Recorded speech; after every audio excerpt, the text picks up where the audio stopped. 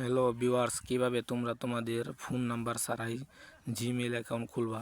তো play store ঢোকার পর এখানে দেখো যে জিমেলের লোগোটা আছে, এখানে ক্লিক করবা।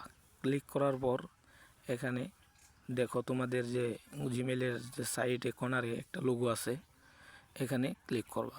ক্লিক করার পর নিচে দেখো অ্যাড অ্যানাদার অ্যাকাউন্ট, এখানে ক্লিক করবা। ক্লিক করার পর তোমাদের এখানে দেখো ক্রিয়েট অ্যাকাউন্ট, এখানে ক্লিক করবা।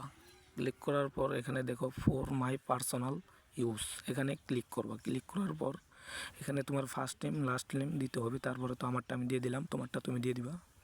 দেওয়ার পর এখানে নেক্সট ক্লিক করবা। তারপরে তোমাদের মাস্ট সিলেক্ট করবা। সিলেক্ট করার পর এখানে দেখো ইউর এখানে কি করতে হবে, 1999 দিতে হবে। দেওয়ার পর তোমাদের মেলটা সিলেক্ট করে নেক্সট ক্লিক করবা। তারপরে তোমাদের ইউজার নেমটা দিতে হবে, তোমাদের ইউজার নেমটা দিয়ে দিবা।